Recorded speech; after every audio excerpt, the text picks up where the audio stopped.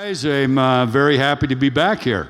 I did one day last year, and it was such a good success, we decided to do 2 days. So. How is Salt Lake City treating you so far? Very good. I spent a lot of time in Park City also, so familiar with Utah far more than I thought I would be, so I'm happy to be here.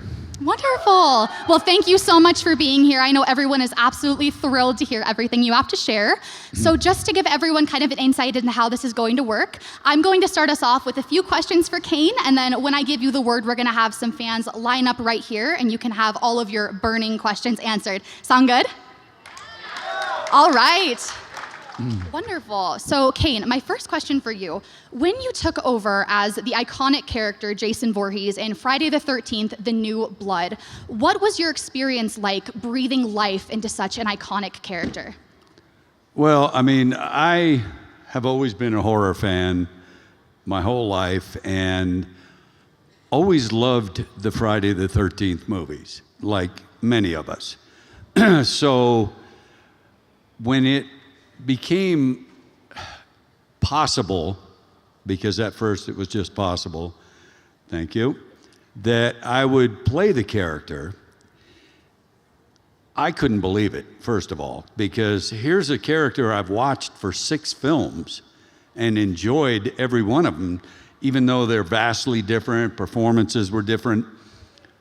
I just loved the character itself. And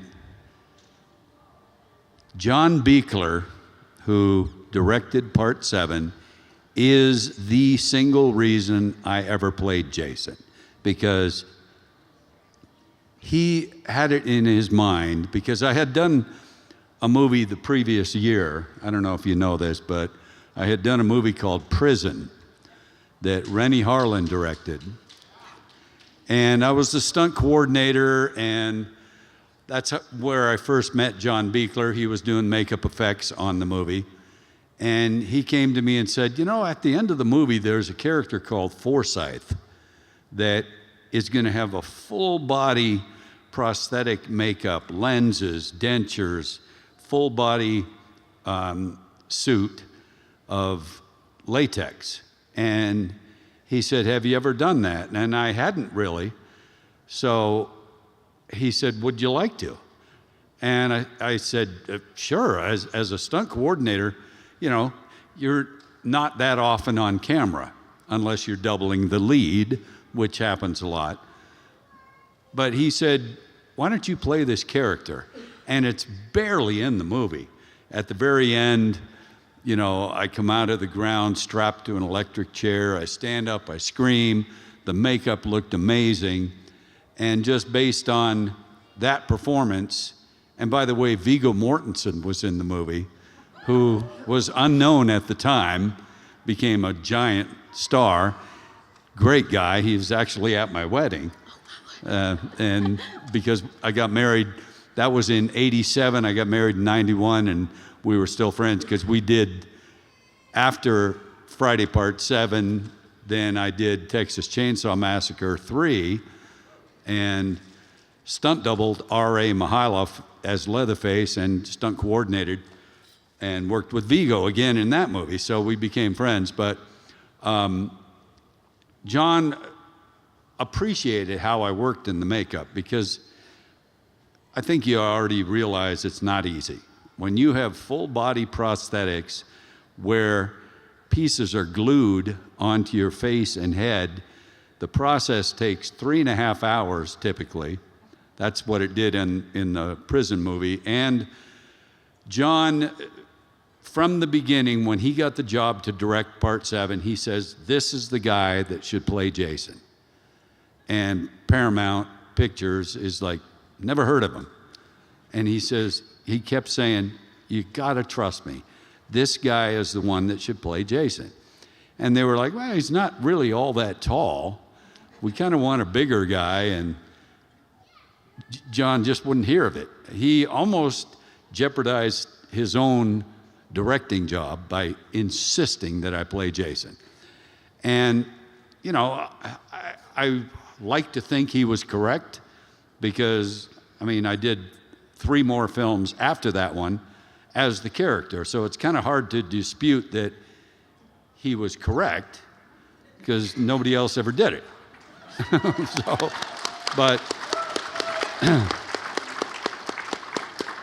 and you can imagine, if you can, I don't even know if you can, but imagine loving a character and watching for years, and now you're that person. You're that character, playing the character that you've loved. I couldn't believe it. I felt like it was the biggest honor. I had done a lot of stunts and even did in that movie, but nothing compared to, you go into stunts, you're not trying to become famous. So you never expect to sign an autograph when you're a successful stunt person. That's not what it's about. Then you play a character like this, and everything fucking changes. Now everybody wants to sign us stuff, which is a huge honor. I still feel it is. It's just, and once I played the character the first time, even partway through the film, I felt like I'm meant to do this. People like, oh, Christ, roll their eyes. Oh, you were born to play Jason? And yeah, that's kind of how I feel. It felt so easy and so natural. And then, before we started shooting part 7, sorry to make this an endless answer, but I went back and watched all the previous movies again before we started shooting.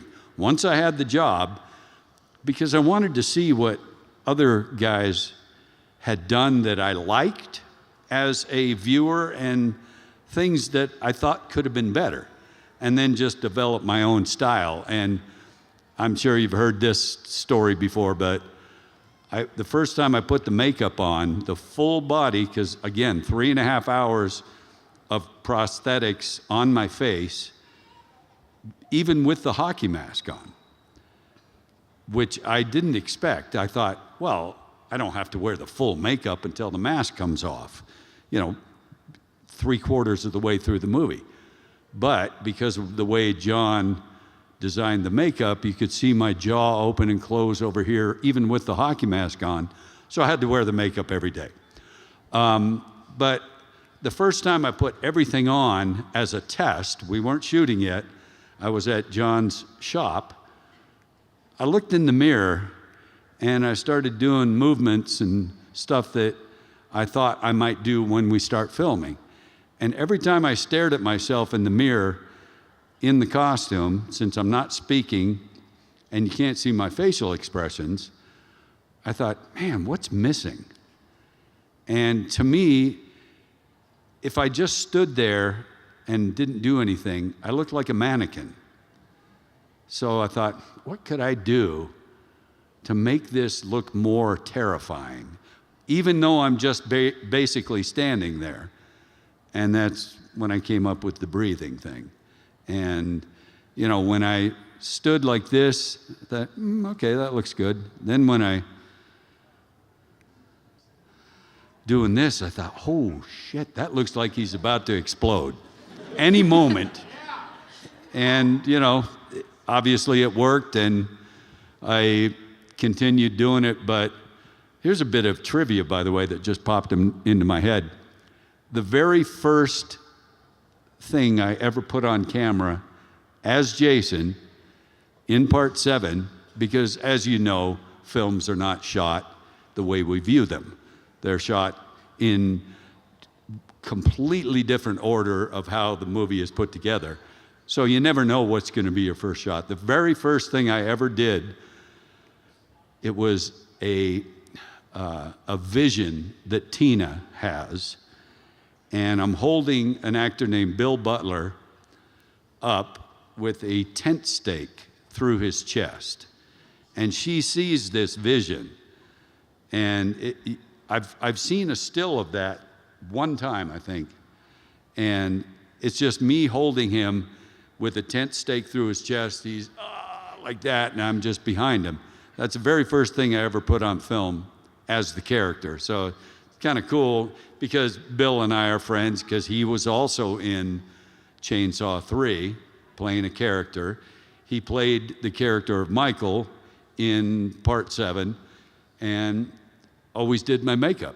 So I kind of was happy that that's the first thing I ever put on film. Now, unfortunately, I didn't really pay attention to the very last thing I put on film as Jason. I need to research that somehow. But obviously Jason X, and I need to figure out what was the very last thing I did, because I didn't think I was going to be done after Jason X. A little pompous, I guess, but I thought, I did 4 movies in a row. They'd probably stick with me, but of course, that's not how Hollywood is. But so, you know, I just, my biggest aim and ambition when I first played the character was to do justice to the character, because, you know, other people kind of walked through the motions and didn't add much to it. So I wanted to make sure people are used to this character. We got to step it up a notch somehow. As a viewer, I would even think that. So that's what we tried to do. Absolutely. Well, oh yes.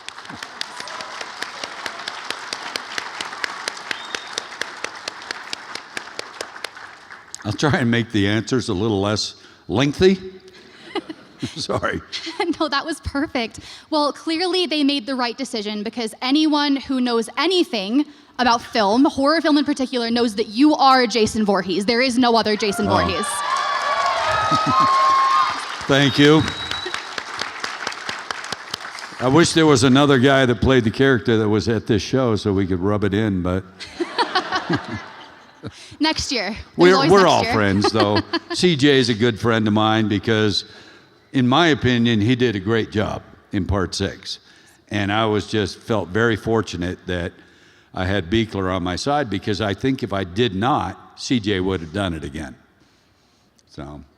Absolutely. Well, it's wonderful that you've been able to maintain that wonderful relationship. So, well, obviously, as I've mentioned, you are the Jason Voorhees, iconic and memorable as ever. But I would be remiss not to mention your other incredible projects that you've had the privilege of working on. What was the most fun you had working on a project outside of the Friday the 13th franchise? Oh man, there has been so many amazing, fun films that I did stunts in, and so many little significant parts in different movies that people don't really realize it's me, you know, and that's kind of fun for people to say, wait a minute, was that Kane that just did that so-and-so scene? Like Monster. Charlize Theron won an Oscar for it, and I was the stunt coordinator, and I played the cop that arrested her at the end of the movie. And I thought that was amazing, because even this was a small budget film, Monster. 6-week shooting schedule, even less than the Friday movies. We shot it in Florida. Patty Jenkins directed, who is now Wonder Woman director. Never heard from her again, but anyway. But while we were shooting that film in Florida, people on the set were talking, she's going to win an Oscar for this. And some of us, including me, were thinking, I don't know, man, I don't know if people are really going to see it, because it's a small movie. She wasn't that big of a star at the time. I mean, somewhat, but not like where people would go see her movies just because it's her. But people were talking, and then Patty said, I want you to play the cop that arrests her at the end, undercover, because I don't really look like a cop, I guess, unless I'm undercover. And we shot the film, like I said, in Florida, at a bar, a biker bar called The Last Resort. And as we're shooting there, especially that climactic scene, people were saying, this is where Eileen Wuornos was arrested, this exact bar. And I thought, wait a minute, we're shooting this scene in the place where it actually happened. And so I'm talking in between scenes, I'm talking to the owner of the bar, and I say, who owned this bar when Eileen Wuornos was arrested here? He goes, I did. I said, wait a minute, so you were here when all this really happened? And he said, yes, I was. I said, oh, you have to tell me if we're doing justice to the actual story. By, because when you film a movie, sometimes they change things to make it whatever better in their minds or whatever. And he said, it's exactly what happened. So to be doing the scene in the location where it happened, exactly as it happened, this cop who's dressed as a biker gets Eileen to leave the bar so they can arrest her without a shitstorm happening within the bar. And I thought it was amazing that that was the case. And then there's so many other fun things I've done, like I beat up Daredevil's father in that movie, in the alley. That was me beating him up. I was one of Two-Face's bad guys in Batman Forever, with the piercings and all that, driving the crazy cars. And, when you're a horror fan and you get a job working with Rob Zombie, Devil's Rejects, so it's, and then all the TV stuff. I just went over to Kevin Nash to say hello because he and I did an American Express commercial with Jerry Seinfeld way back. And I don't know if it ever really aired because I don't remember seeing it that much, but we did do it. And then I did an episode of Seinfeld with Jerry after that, where I was a mugger on a bus that Kramer ended up driving. I don't know if you remember that episode. Some woman got in a car crash and lost a toe. And Kramer picked up the toe, put it in a Cracker Jack box, jumped on the bus to take it to the hospital so they could reattach it. Such a Seinfeld thing. And I was a mugger on the bus. Unfortunately, I don't exist in the final episode anymore because when episodic TV shows go to syndication, they often add commercial time. So they have to cut a little bit of. So now Kramer talks about our fight to Jerry instead, and before when he'd talk about it, they would show it also. But unfortunately, Michael Richards was so funny telling the story, they said, we don't need to show him. And he's like, I was on the bus, and I forget why, but somehow he ended up driving the bus. And I'm still trying to mug him. I'm choking him while he's driving the bus. And he tells Elaine and Jerry, Jerry, the story. And he says, yeah, I was driving the bus, and this guy is choking me. I'm driving the bus, he's choking me. And I kicked him out at the next stop. And the classic response, Jerry says, you kept making the stops? And he goes, they kept ringing the bell. So I just wish it was still in the episode because that was so much fun. And, I did many big stunts on Days of Our Lives for many years, and Santa Barbara, if you remember that soap opera. I did, they used to have something called sweeps weeks in daytime television where they get the ratings. So before sweeps time comes up, soap operas would go out on remotes and do exterior stuff, big dramatic scenes, even though normally they're just in a soundstage. And I fell off a cliff, I flipped a car, I was even on fire on Days of Our Lives. So it was a fun show. I played softball for the team too. So Sounds like you got to do a little bit of everything. That's wonderful. All right, Yep. well, I have one last question for you before we turn it over to our wonderful audience here. This is kind of a fun one. So if you take a few different horror icons and take them in a battle royale type scenario, I'm gonna give you the list. I want you to tell me who's the winner. So your options are Mike Myers, Freddy Krueger. Michael Myers, excuse me. Not Mike, Gotta that's put a respect on the comedian. name. That's a comedian who I wouldn't mind punching in the face one day. Got nothing against him, I just think it'd be fun. You understand. All right, Michael Myers, not to be confused with the guy you want to punch in the face. Correct. Noted.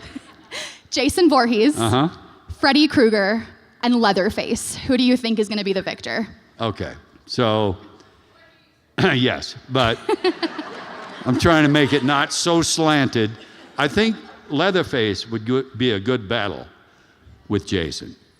Michael Myers is pretty formidable, but to me, not as terrifying as someone trying to survive.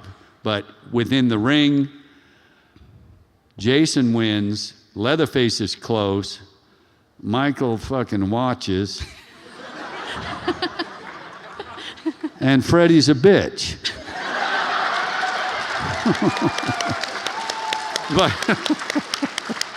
But Robert Englund knows that. We write things like that on people's autographs all the time. He says, Jason is a dumb shit, Freddy's a bitch, you know. He stepped it up a little bit, but maybe in mixed company. I don't say what he recently wrote on Hockey Mask. I've shown a few people tonight, but he made it more personal now. Now he wrote shit about Kane. So I'll be bending him over when I see him. Just a dominant thing, that's all. Not sexual. It'd be a good fight, though, wouldn't it, with those four? I have always talked about, I wish I could do a film where Jason and Michael battle. And somehow, I want to play both characters. Because I've always loved the character of Michael. It's a great character, and now since I'm doing the new Texas Chainsaw video game, we've been doing that for over a year and a half. They kept it very quiet for the first year. It's getting close to 2 years actually in January, and I'm doing the motion capture for Leatherface and trying to make it reminiscent of Gunner, because Gunner was Leatherface. I mean, R.A. is a good buddy of mine, did a fine job in part 3, but Gunner is Leatherface. And I wish he was still around because I miss him, and I'm trying to make the performance feel like him. So that, which to gamers, maybe it's not that important to make it reminiscent of a performance they've seen, but, I think it's fun.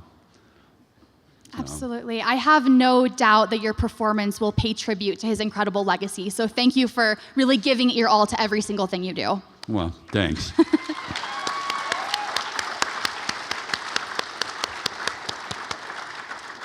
All right. Well, now it is that very exciting time to invite some of our audience members up to the mic here to do some Q&A. Well, somebody was ready. Okay. Little closer.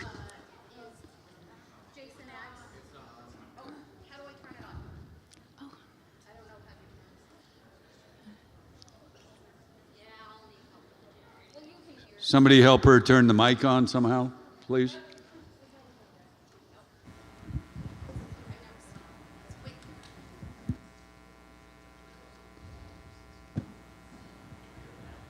Is it on? I believe it is, yes. So my favorite Jason kill is Jason X, where you break the guy's back in half. It's so brutal. Wow, that's interesting. It's really raw. What's your favorite kill? Okay, so There's a couple different answers. My favorite Jason kill, and it always will be because it's not a weapon. Anyone can kill with a weapon. When you kill someone with a sleeping bag, oh, come on. That is classic. My favorite Jason kill is that, followed closely by Frozen Head in Jason X. When you take a woman's head, instantaneously freeze it, and then smash it on the counter, that's classic. And then punching the guy's head off in Part 8. Now, there is one kill for me that's a little above those, and it's a Victor Crowley kill in the first Hatchet movie. And I'm sure you know what I'm leading up to. The older woman tries to run away. I'm not crazy about that. So I catch her from behind, put my hands in her mouth, and rip her head apart by her jaw. And the prosthetics were great. Robert Pendergraft is really good with prosthetics. We had one take of that, one possible, because the head couldn't be put back together. And Adam Green made it a 360 camera move where I grabbed the actress, then the camera starts to do a 360 around us, at which time the prosthetic head is put in, so you don't see the edit really. And then as the camera comes back and lands here, I pull the head apart. And I was laughing my ass off, but hopefully you can't see it in the performance, because when I pulled the head apart, the tongue was still doing this shit. I said, oh, God, that's creepy.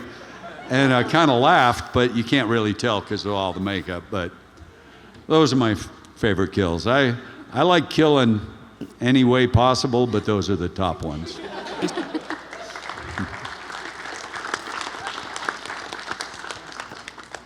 Hi. What was your favorite Jason movie to play Jason as? I loved all of them, obviously, because I'm playing the main character, but Part 7 will always be my favorite.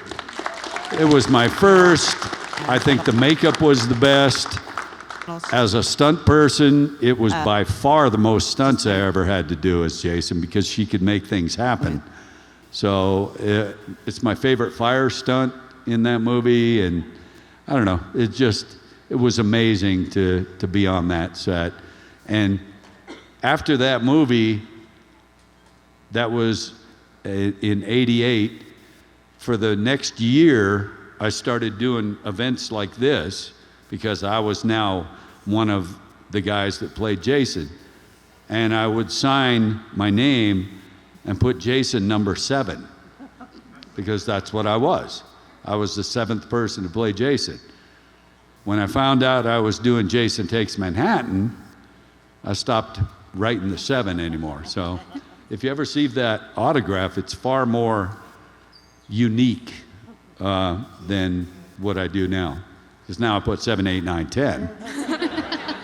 But yeah, but that's my favorite.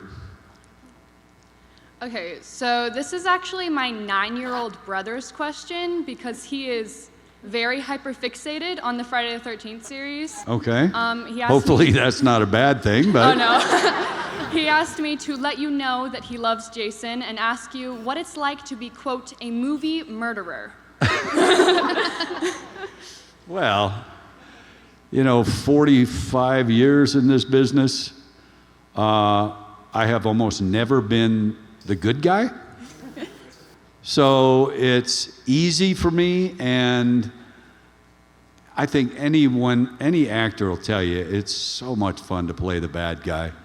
The good guy's fine, you get the girl, but I get to kill the girl. So it's amazing to play a character like that. Let's just say that. Thank you. Thanks. After participating in so many horror movies, I'm curious to know if you have a specific horror story or scary story that's always scared you. Wow. Interesting question. Like a real life type It doesn't thing? have to be from real life, just a really scary story that you've always liked or enjoyed that's really scared you. Nothing that immediately pops into my mind. I've always loved the mysteries, like unsolved murders and stuff like that intrigue me, because like when you can get away with something, murdering people for a long period of time, and then often not even be caught ever. Yeah. Like the Zodiac. Exactly. People like that. It's amazing to me that somebody could succeed doing that stuff for so long.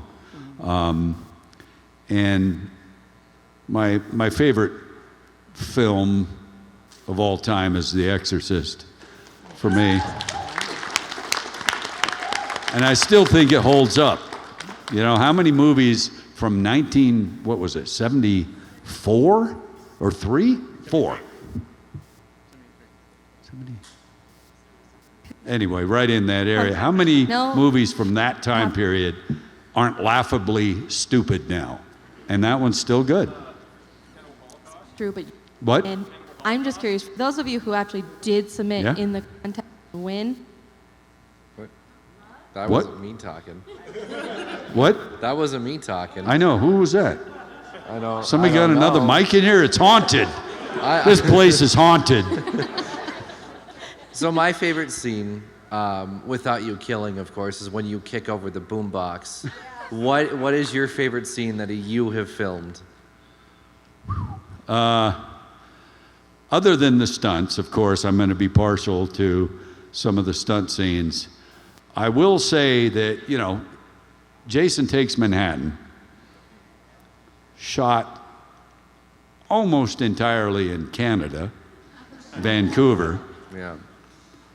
One night of shooting in Times Square.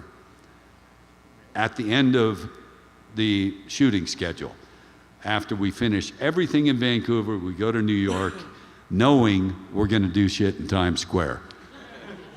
I don't even know if that could happen anymore, that we had all of Times Square blocked with police everywhere and people on all side streets crowding to barricades trying to watch. And I'm standing in the middle of Times Square completely in costume, thinking like, I feel like a rock star because everybody's watching everything I do. So that whole night, I never took the hockey mask off because I didn't want to ruin the image of people watching.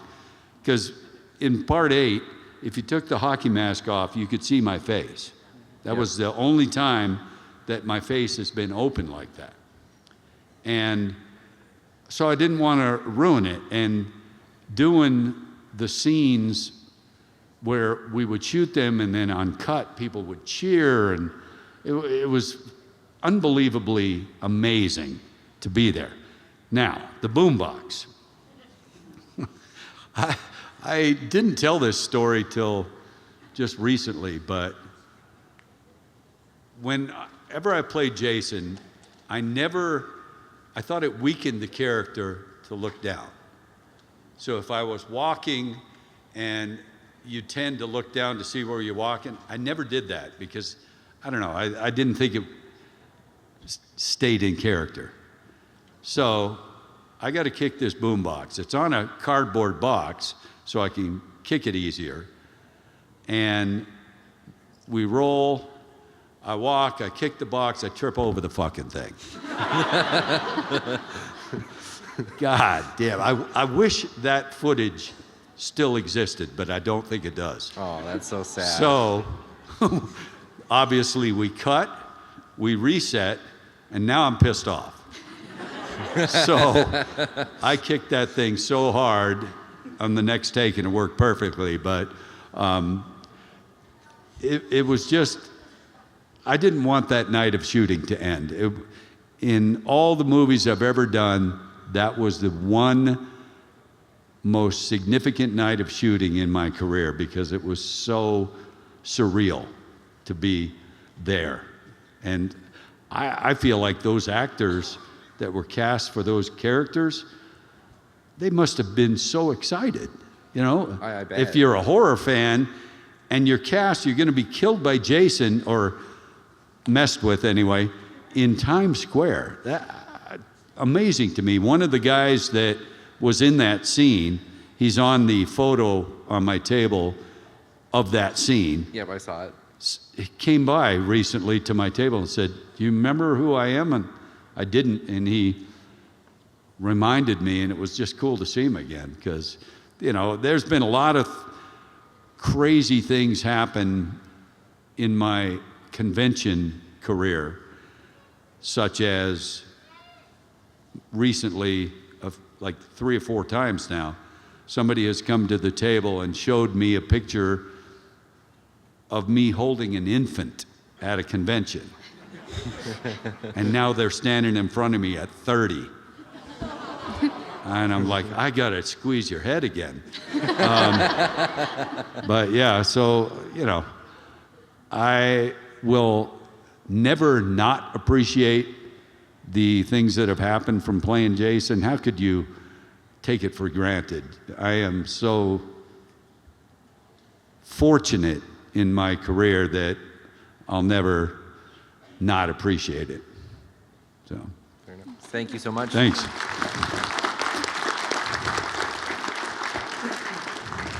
Hi, Kane. Hey. Just want to take a moment to thank you as well, just for still kicking it, still doing all those roles. We love seeing you have these opportunities to play these iconic characters like Jason and Leatherface. Looking forward to the game.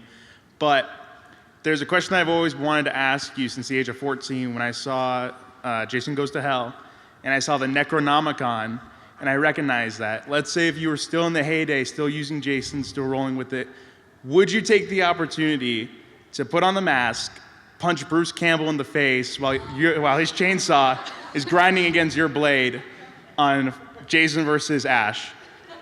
Yes. I mean, Bruce is a buddy of mine, but I want to kill him in a movie so badly. No offense to him, but you know, he is another actor that appreciates what has happened throughout his career, and I just like when people realize that and don't take it for granted. Thank you. Hi, this is the third time I've seen you today. How did you react to Ronnie not hiring you on Jason versus Freddy? And Not very well. How did you feel about not being able to kick Robert's ass? Oh, I know. Boy, I did get a little chance to kick his ass in the first Hatchet movie, but not really hand to hand, so it wasn't the same. But yeah, you guys know that that's a whole very sad part of my career when I am called into New Line Cinema to a meeting with a New Line executive, just her and myself. I'm sitting in her office, and she surprises me by saying, "We're finally doing this movie, Freddy versus Jason." Because we tried for years to get an agreement, but both sides wanted too much, and so it never happened. She gave me the script and said, "We're finally doing it."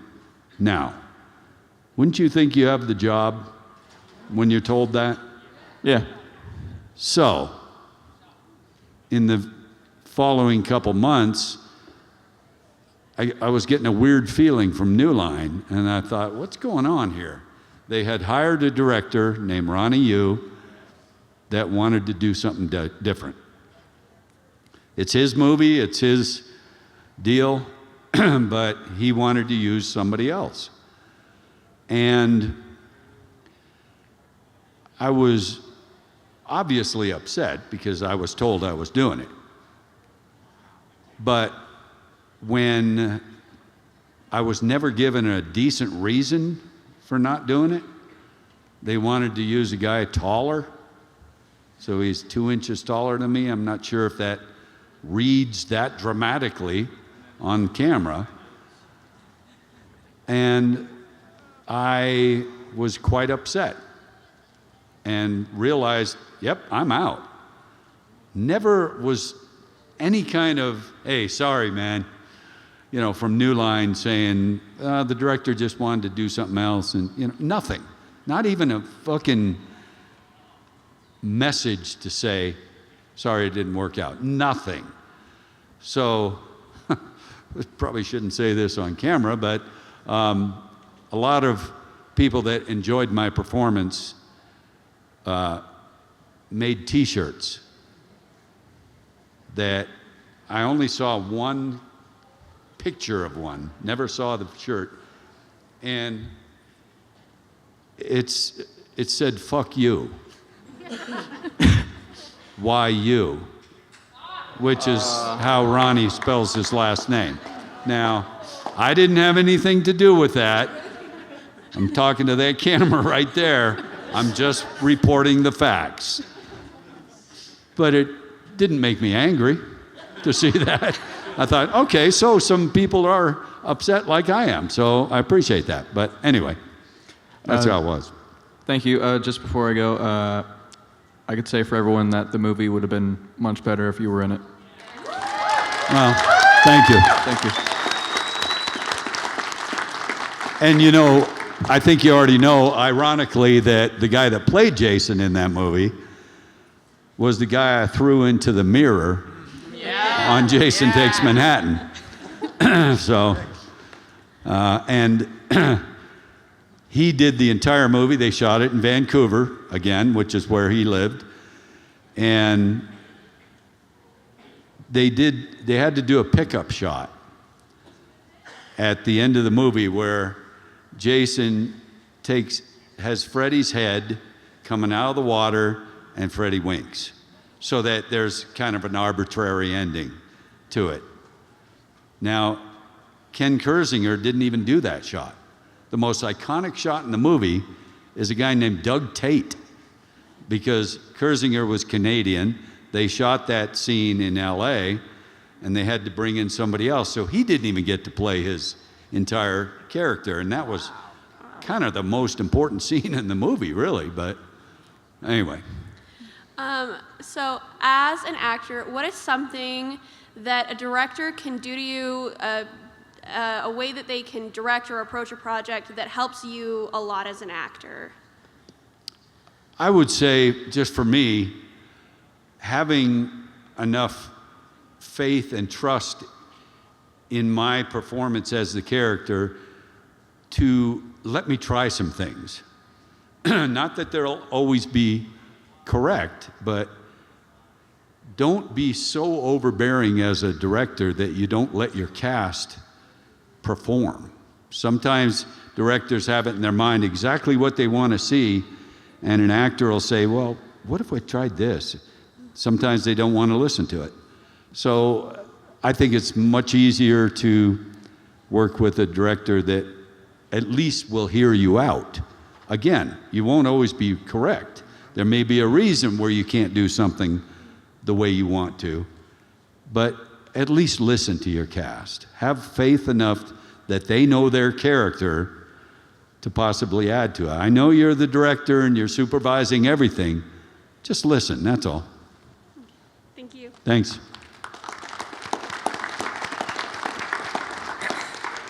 I think we have time for one more question, so you are the lucky last one. Oh, sorry, guys. No I pressure. talked too long, I know, sorry.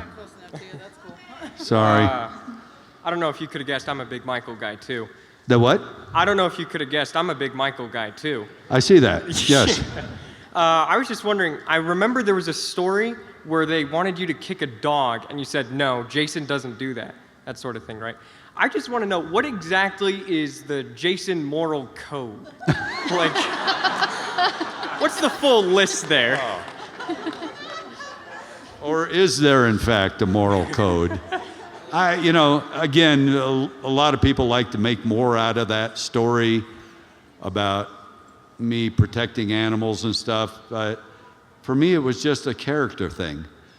I thought Jason would never hurt a dog.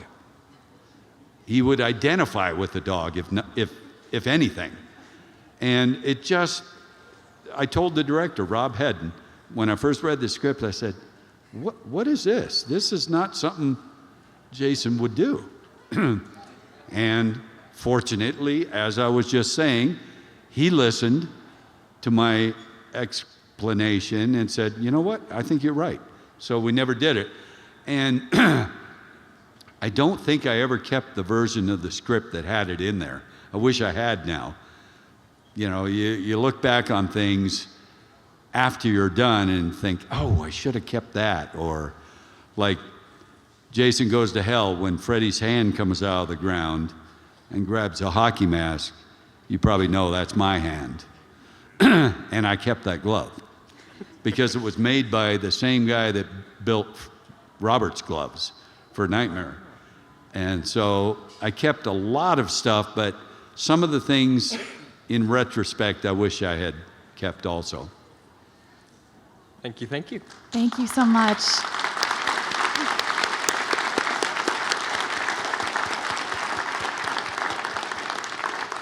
Well, thank you all so much for those incredible questions, and thank you so much, Kane, for being here. You are truly an icon, and we are so blessed to be in your presence, so thank you. Thank you, guys.